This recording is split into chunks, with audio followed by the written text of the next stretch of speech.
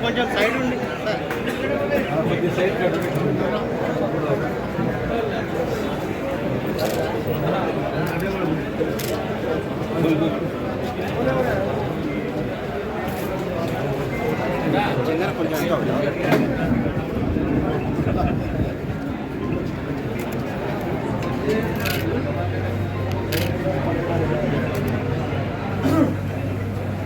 జై కాంగ్రెస్ జై Congress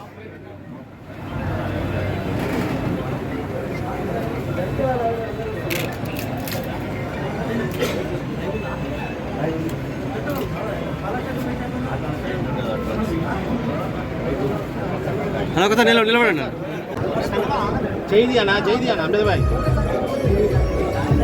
right okay sir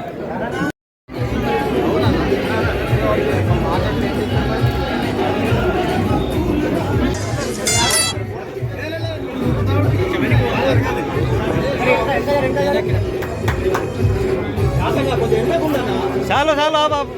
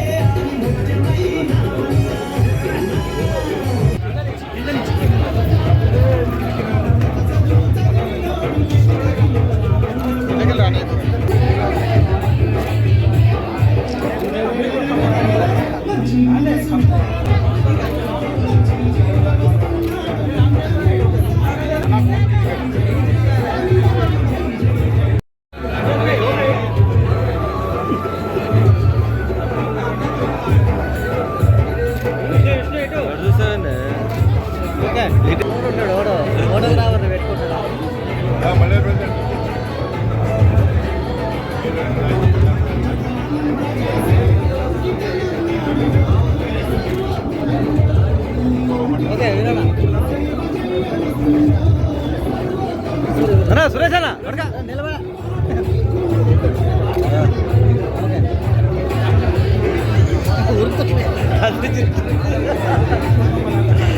చూడు అమ్జద్ భాయ్ इधर देख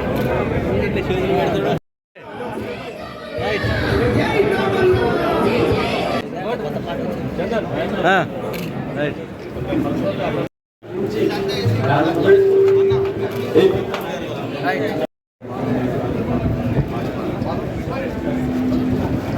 ओके 10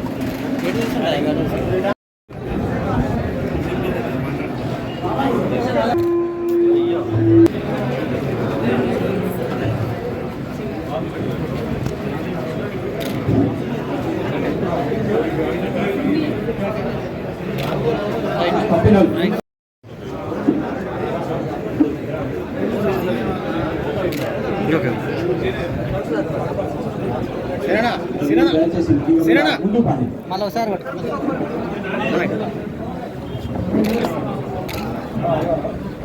అన్నా కలిసి చూడండి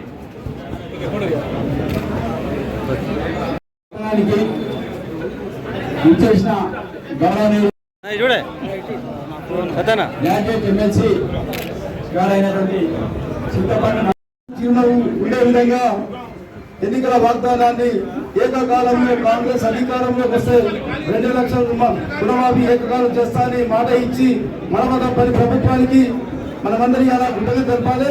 దానిలో భాగంగా ఈరోజు ముఖ్యమంత్రి గారికి ఉప ముఖ్యమంత్రి మంత్రిమండలందరికీ కూడా పాలాభిషేకం కార్యక్రమానికి ముఖ్య అతిథి వచ్చేసిన పట్టభద్రుల శాసన మండలి సభ్యులు పెద్దలు గౌరవనీయులు శ్రీ తీర్మార్ మల్లన్న గారికి, మనందరి ప్రియతమ నాయకులు మాజీ మంత్రి వర్యులు తెలంగాణ పిసిసి సీనియర్ ఉపాధ్యక్షులు పెద్దలు గౌరవనీయులు శ్రీ రామిరెడ్డి దామోదర్ రెడ్డి గారు, ఏఐసిసి మాజీ సభ్యులు యువకిషోరం పెద్దలు గౌరవనీయులు ఎన్నికైన సోదరులు ఆత్మీయులు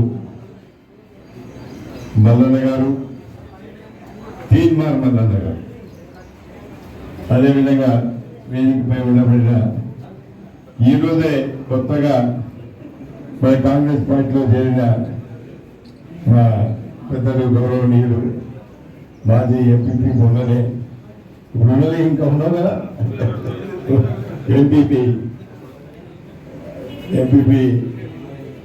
ఉంది.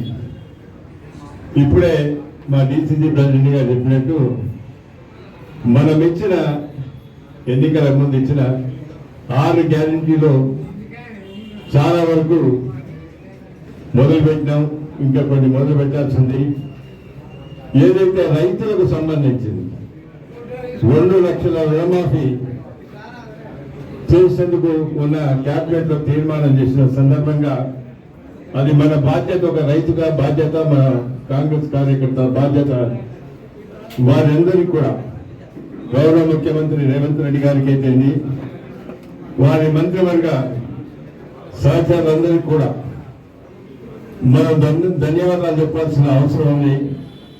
అందు గురించే ఈరోజు మన నియోజకవర్గంలో జిల్లా ఆఫీసులో పాలాభిషేకం చేసినాం. ఇది ఒక మంచి సాంప్రదాయం. ఎందుకంటే మంచి నిర్ణయం తీసుకున్నారు. ఈ రోజు మన ఆర్థిక పరిస్థితి మీ అందరికీ తెలుసు. రాష్ట్రంలో ఉండబడిన ఆర్థిక పరిస్థితి, గతంలో ఉండబడిన మరి టిఆర్ఎస్ ప్రభుత్వం ఎన్ని అప్పులు చేసింది, దాదాపు 7 లక్షల రూపాయల అప్పులు చేసిందంటే 7 లక్షల కోట్ల మరి అప్పులు చేసిందంటే ఈరోజు రాష్ట్ర ప్రభుత్వం పైన ఎంత భారం ఉందో ఒకసారి మనం ఆలోచించాలి. అయినా కూడా రైతులకు మన భరోసా ఇచ్చినాం. ఒకవైపు భరోసా కార్యక్రమంతో పాటు రైతులకు మరి ఈరోజు 2 లక్షల రుణమాఫీ అంటే ఇది చాలా కష్టసాధ్యమైనది ఈ పరిస్థితులు. అయినా కూడా గౌరవ ముఖ్యమంత్రి రేవంత్ రెడ్డి గారి అధ్యక్షతన మన క్యాబినెట్ లో గౌరవ మంత్రిమంత్రులు అందరూ కూడా ఏకగ్రీవంగా తీర్మానం చేసి ఈ రాష్ట్రంలో ఉండబడిన ప్రతి రైతును ఆదుకోవాలనే ఆలోచనతో 2 లక్షలు రుణమాఫీ చేసిన సందర్భంగా ఇది మనం చాలా తక్కువే. గౌరవ మంత్రులకు కానీ ముఖ్యమంత్రికి కానీ మనం చేసే సత్కారం చాలా తక్కువ. అయినా కూడా ఏదో ఉత్సాహబద్ధిగా ఈ రోజు మనం పాలాభిషేకం చేసినాం. అదేవిధంగా రేపు గ్యారెంటీలో కూడా ప్రత్యేకంగా మన బీదవారికి, చాలా ఇల్లు లేని వారికి గతంలో మనం చూసినాం.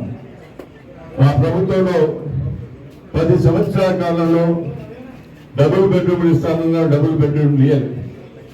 మల్లన్న గారికి సందర్భంగా నీకు మనం చేస్తున్నారు. ఇక్కడ 4,000 ఇల్లు కట్టిస్తామని చెప్పి 3,500 వరకేమో కట్టించినారు అందాజా. దానిలో చాలా వరకు పూర్తి కాలేదు. పూర్తయినా కూడా 5 సంవత్సరాల లోపల ఈ కూలిపోయే పరిస్థితి ఉంది. అంత అధ్వాన పరిస్థితిలో ఉన్నది. మనం ఇచ్చిన పేదవారికి దరఖాస్తులు తీసుకున్నప్పుడు కొన్ని వేల దరఖాస్తులు వచ్చినాయి. చాలా మంది పేదవారు ఇల్లు లేక చాలా ఇబ్బంది పడుతున్నారు. దాన్ని మనం రేపు ఇందిరమ్మ కమిటీలు వేసేసి గ్రామంలో కానీ వాటిలో కానీ వేసి మనం లబ్ధిదారులను ఎన్నిక చేసుకుంటున్నప్పుడు జాగ్రత్తగా ఉండాలి. అదేవిధంగా పెన్షన్ ఇవ్వలే. 10 సంవత్సరాల నుంచి కొత్త వారికి పెన్షన్ లేవు. సరే, ఏదైతే భర్తకు వస్తే భార్యకు లేదు, భార్యకు వస్తే భర్తకు లేదు. అదేవిధంగా పెన్షన్తో పాటు ఇంకా కొన్ని కార్యక్రమాలు మనం ఆ రోజు ఇవ్వలేదు. రేషన్ కార్డు కూడా 10 సంవత్సరాలు కుటుంబాలు పెద్దగా పెళ్లిళ్ళై వేరే కుటుంబాలు పెట్టిన వారికి ఈ రోజు కూడా రేషన్ కార్డు ఇవ్వలేదు. ఇవి ముఖ్యమైన అంశాలు.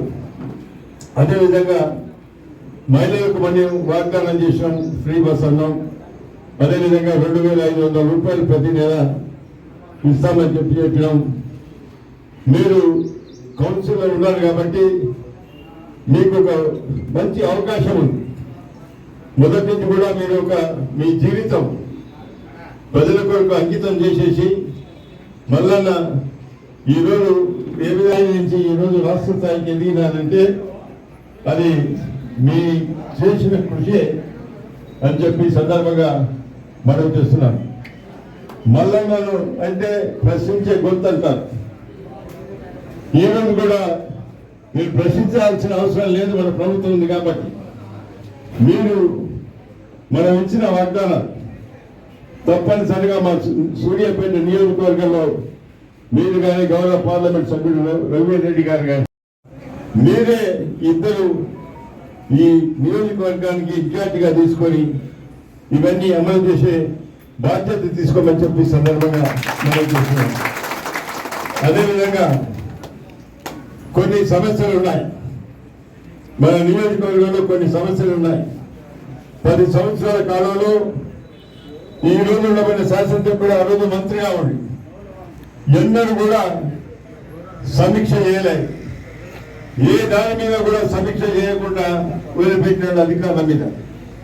అధికారులు ఎంతో అవినీతి చేసినారు. అధికారులతో పాటు వారి కార్యకర్తలు ఎంతో అవినీతి చేసినారు. అవన్నీ బయటికి తీసుకురావాల్సిన బాధ్యత కూడా మన మీద ఉందని చెప్పి సందర్భంగా మనం చెప్తాం. మీరు తప్పనిసరిగా తీసుకొని మన ప్రాంత సమస్యలు కూడా తీసుకొని వాటిని సాల్వ్ చేయాల్సిన బాధ్యత మీ మీద ఉంటుందని కూడా ఈ సందర్భంగా మనం చూస్తున్నాం. అందుగురించే ఈరోజు మీ పిల్లలే నిజంగా పిల్లలే ఆయన ఒక కులానికి పుట్టినరోజు కులంలో పుట్టినరోజు కానీ ప్రతి కులం వారిని కూడా గౌరవించే సాంప్రదాయం ఆచారం ఆయన చేస్తున్నారు కాబట్టి హృదయపూర్వకంగా అభినందిస్తున్నారు. మీరు ఈరోజు కొన్ని కార్యక్రమాలు చేసుకున్న తర్వాత మళ్ళీ ఒక రోజు మీరు తప్పనిసరిగా రావాలి. నెలకు ఒకసారి అన్నా 2 మాసాల కన్నా ఒకసారి వచ్చి ఇక్కడ కూర్చొని మొదట కార్యకర్తల అభిప్రాయం తీసుకోండి. కార్యకర్తల బాధలు కష్టాలు తెలుసుకోండి. ప్రభుత్వంలో మరి చేయాల్సిన కార్యక్రమాలు మీరు వచ్చే అవకాశం ఉంటుంది కాబట్టి దయచేసి 2 మాసాల కన్నా ఒకసారి 70,000 ఓట్ల పొందాలి.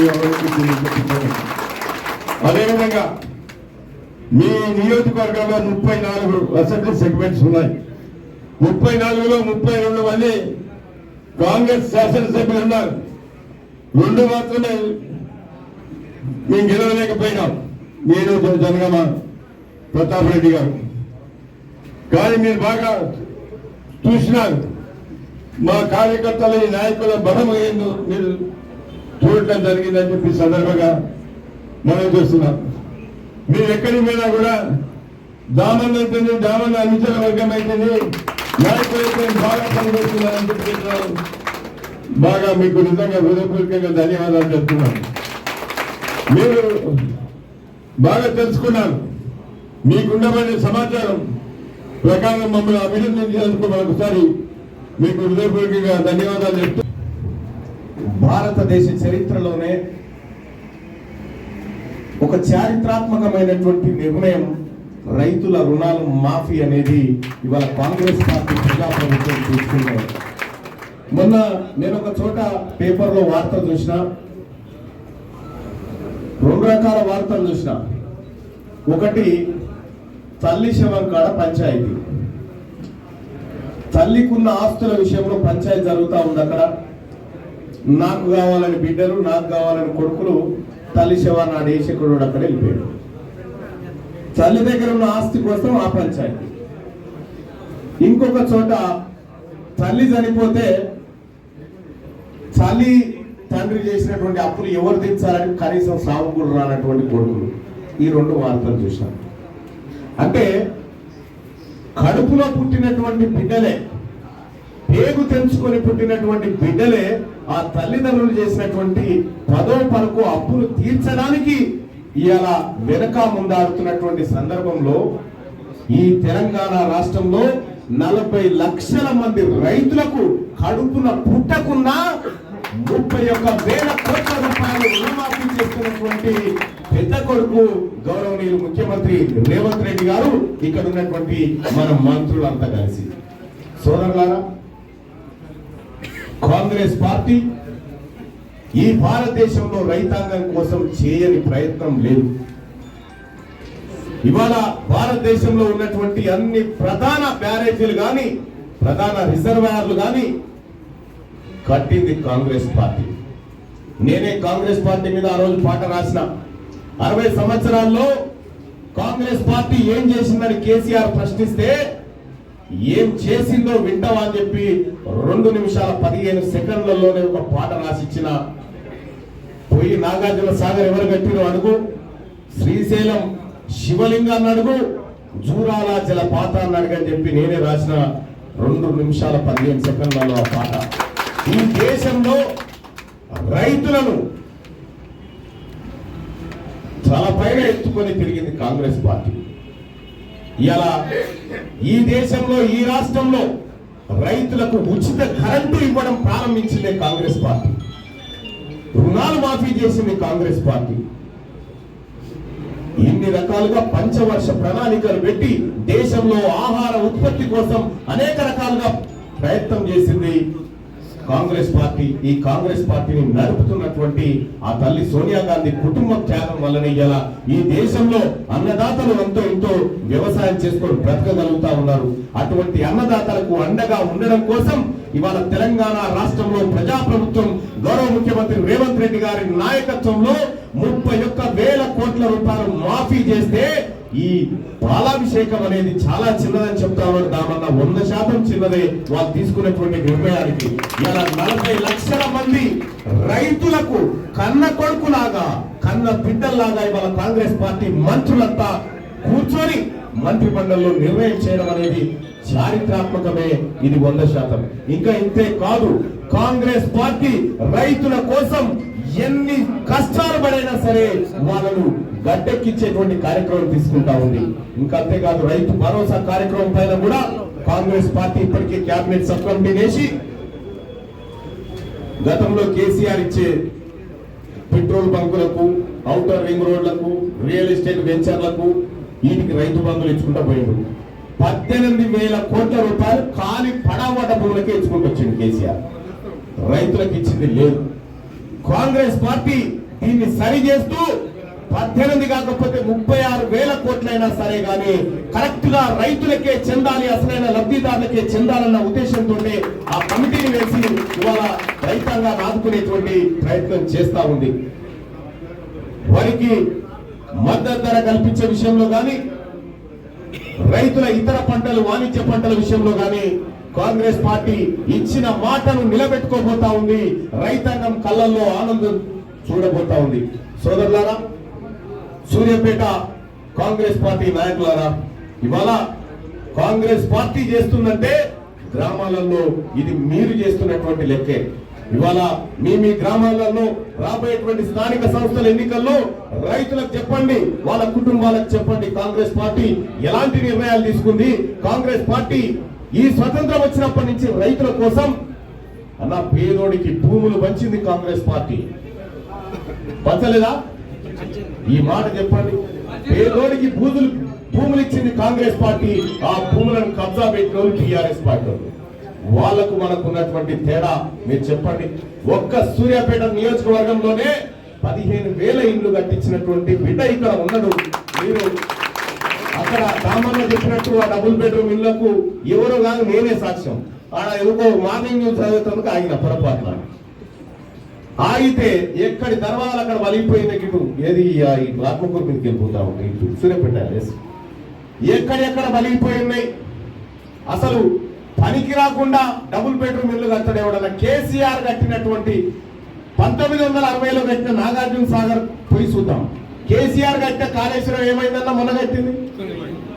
కేసీఆర్ కట్టిన డబుల్ బెడ్రూమ్ ఇల్లు అట్లే ఉంటది. కేసీఆర్ మొదలు పెట్టిన ఏ పనైనా కంతే. ఆఖరికి అలా సింగరేణిలో కూడా బ్లాకులు వేలం వేసేటువంటి పరిస్థితి వచ్చిందంటే కేసీఆర్ ఆయన పార్టీ పార్లమెంట్ లో నరేంద్ర మోడీకి మద్దతు చేస్తూ చేయలేబట్టి నువ్వు అమ్ముక బుక్కయ్యా మేము మద్దతు చేస్తామని చెప్తే కేసీఆర్ అనుయాయులకు, కేసీఆర్ బినామీలకు తాడిచెల్ల లాంటి మైండ్లు పోయినాయి. 30 ఏళ్ల పాటు లీజు పోయినాయి. ఇలా సింగరేణి కాంగ్రెస్ పార్టీ అధికారంలో ఉన్నప్పుడు సింగరేణిలో జోక్యం చేసుకోకపోయేది. కార్మికుల కష్టాలను ఎప్పటికప్పుడు పరిశీలించి వాటి పరిష్కారం దిశగా పోయేది. కానీ అలా ఏం జరిగింది? సింగరేణిని కేసీఆర్ కుటుంబానికి అప్పచెప్తే కుక్కకు పెత్తనం ఇస్తే కుండలు బలగొట్టినట్టుగా మొత్తం సింగరేణి కరగనాకేసింది. ఇలా రైతాంగం పేరు చెప్పి కాళేశ్వరం కట్టిన హరీష్ రావు వచ్చి కప్పండి చెప్పిండే ఈ తుంగతుర్తికి సూర్యాపేటకే మొదటి ప్రయోజనం దక్కు కదా. ఏది కాళేశ్వరం నీళ్ళు కరీంనగరే దాటలేదు. ఆయన ఎన్నికల్లో మొన్నటిదాకా ఇక్కడ ఉన్నటువంటి జగదీశ్వర్ రెడ్డి గారు ప్రచారం చేసుకునే 1 కోటి ఎకరాలకు మాగాణం చేసినామని, 1 కోటి ఎకరాలకు నీళ్లు మారబెట్టమని చెప్పారు. 1 కోటి ఎకరాలకు నీళ్లు మారబెడితే కరెంటుతో ఏం పని అయ్యామని ఇలా కరెంటు విద్యుత్ సంస్థలను 80,000 కోట్ల నష్టాల్లో తీసుకుపోయిన గనులు ఎవరు? బీఆర్ఎస్ పార్టీ నాయకులు కాదా? ఇలా సింగరేణి అప్పుల్లో సింగరేణిని కాంగ్రెస్ పార్టీ కేసీఆర్ చేతికి అప్పచెప్పే నాటికి 3,500 కోట్ల రూపాయల మిగులు బడ్జెట్ తో పాటు దాన్ని ఇస్తే ఇలా సింగరేణి కార్మికులకు జీతాలు ఇవ్వాలంటే ఓడి తెచ్చి ఇవ్వాల్సిందే, మన కుదబెట్టి ఇవ్వాల్సిందే. ఆ పరిస్థితికి తెచ్చింది. ఇలా కాంగ్రెస్ పార్టీ ప్రభుత్వం అన్న పెద్దలు రామరెడ్డి దామోదర్ రెడ్డి గారు చెప్పినట్టుగా ఆర్థిక వ్యవస్థ ఎంత ఇబ్బందుల్లో ఉన్నా ఒకటి సరి చేసుకుంటూ వచ్చి ఇలా ఆర్థిక వ్యవస్థను మళ్ళీ గాడిలో పెట్టేటువంటి ప్రయత్నం కాంగ్రెస్ పార్టీ ప్రభుత్వం చేస్తా ఉంది. ఈ వివరాలన్నీ గ్రామ స్థాయిలో మీరు ప్రజలకు తెలియజేయాల్సినటువంటి అవసరం ఉంది. ఎందుకంటే రేపు పొద్దున నిలబడబోయేది మీరే. గ్రామ స్థాయిలో సర్పంచులు, ఎంపీటీసీలు, జెడ్పీటీసీలుగా, కౌన్సిలర్లుగా మీరే నిలబడబోతా ఉన్నారు. కాబట్టి ప్రజలకు పూర్తిగా వాస్తవం ఏందో వివరించాల్సినటువంటి అవసరం ఉంది. ఇవాళ దామన్న చెప్తా ఉన్నాడు,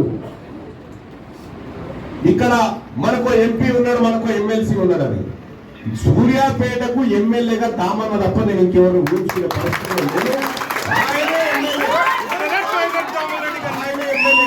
ఇలా తీన్మార్ మల్లన్న అఫీషియల్ గా అక్కడేమో అన్నా నీ ఆత్మ నా ఆత్మ వేరు కాదు, ఇలా ఇక్కడ నువ్వు కూర్చున్నా నేను కూర్చున్నా సోదరులారా. దామన్న లేచి ఈ కార్యకర్తల గురించి, ఈ కుటుంబ సభ్యుల గురించి అని మాట్లాడుతున్నాడు. చూసినావా? ఈ ప్రజల మీద ఆయనకి ఎంతటి ప్రేమ ఉంటే ఆ మాట మాట్లాడతాడు. అర్థం చేసుకోవచ్చు సోదరులారా. మరి ఎట్లా జరిగిందో ఆ పొరపాటు కానీ అసలు అది జీర్ణించుకోలేనటువంటి పరిస్థితి సూర్యాపేటలో అసెంబ్లీ ఫలితం అనేది. సరే, ఏదేమైనప్పటికీ కూడా జగదీశ్వర్ రెడ్డి గారు ఎన్ని జిమ్మిక్కులు చేసినా, ఎంత మాయ మాటలు చెప్పినా రేపు కేసీఆర్ దొంగ పట్టుకొని జైలు పోవాల్సిందే తప్ప ఈ సూర్యాపేట నాదుకునేటువంటి శాంతి అయితే కాదు. కరెంటు కుంభకోణంలో భద్రాద్రి పవర్ ప్లాంట్ లో ఇండియా బుల్ తో చేసినటువంటి అక్రమ ఒప్పందాలలో నీవు జైలుకు పోక తప్పదు. నీవు జైలు బాట పట్టాల్సిందే. కాంగ్రెస్ పార్టీ జనం బాటలోకి వస్తా ఉంది. అక్రమాలు వెలికి తీయబోతా ఉంది. సూర్యాపేట కాంగ్రెస్ పార్టీ నాయకులారా, సోదరులారా, మీకు మీ సోదరుడు రామరెడ్డి దామోదర్ రెడ్డి గారి అండ ఉంది. ఎక్కడెక్కడ పేదవాన్ని మోసం చేసి ఆ లెక్కలని బయటికి తీయండి. వాళ్ళని బొక్కలో వేయించే బాధ్యత కాంగ్రెస్ పార్టీ తీసుకుంటుంది. ఇలా పేద ప్రజలకు అండగా ఉంటుందని చెప్పి తెలియజేస్తా ఉన్నాం సోదరులారా. మా దామన్న చెప్తా ఉన్నాడు, 2 నెలల కన్నా ఒక్కసారి రా అని చెప్పి. నెలకొక్కసారి అయినా వస్తా, రోజుకొక్కసారి అయినా వస్తా. అవసరం అయితే మీ అందరికి సోదరులారా, రేపు పొద్దుగాల దామన్నను మనం మరోసారి గౌరవించుకునే అవకాశం వస్తా ఉంది. స్థానిక సంస్థల రూపంలో క్లీన్ స్వీప్ చేసి, మొత్తం జిల్లా అంతా క్లీన్ స్వీప్ చేసి దామన్నను గౌరవించుకున్నట్టయితది. ఒక్క చోట కూడా ఓడిపోకుండా అన్ని స్థానాలను కాంగ్రెస్ పార్టీ కైవసం చేసుకోవాల్సినటువంటి అవసరాన్ని మీ అందరికీ గుర్తు చేస్తా ఉన్న సోదరులారా. ఇలా రామరెడ్డి దామోదర్ రెడ్డి గారు ఆయన చేసినటువంటి సేవ, ఆయన పడ్డటువంటి కష్టం ఇలా తుంగతుర్తిలో ప్రతి కడప గుర్తు చేస్తుంది. ఇలా సూర్యాపేటలో ప్రతి బిడ్డ చెప్తారు.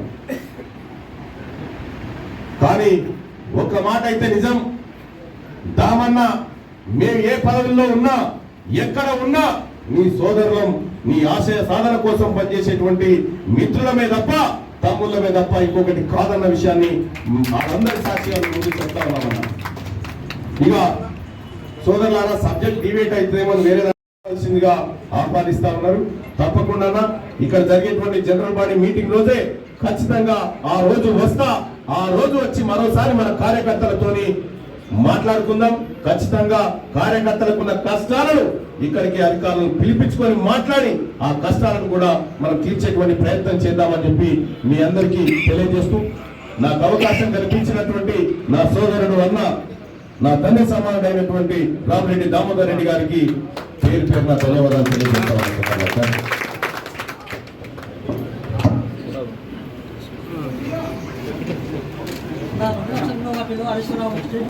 రుణమాఫీ చేయకపోతే హరీష్ రావు గారు రాజీనామా చేస్తా అన్నాడు. మేము సిద్దిపేటకు అభ్యర్థిని ప్రకటిస్తున్నాం త్వరలో.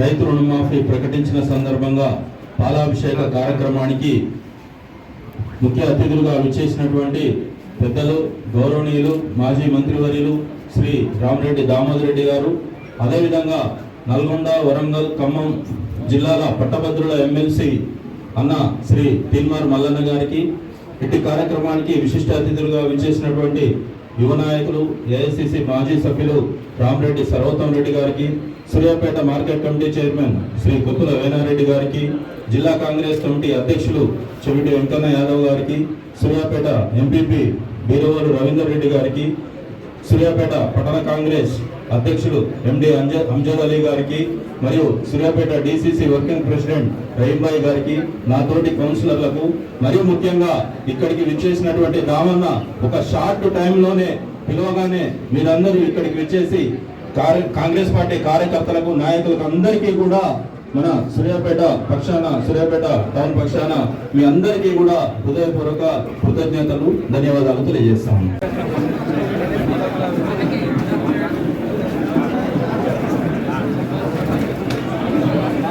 అన్న అటొకటి ఇచ్చి పట్టుకోండి అన్న.